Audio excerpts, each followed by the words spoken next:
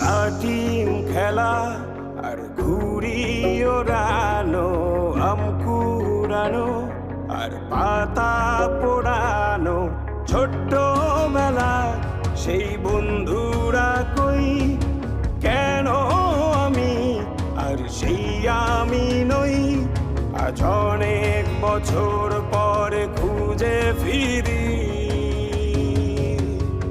কোথায় আহারে আহারে আহারে শৈশব, কোথায় হারিয়ে গেল যে আহারে কৈশব, কোথায় আহারে আহারে আহারে শৈশব, কোথায় হারিয়ে গেল যে আহারে কৈশব।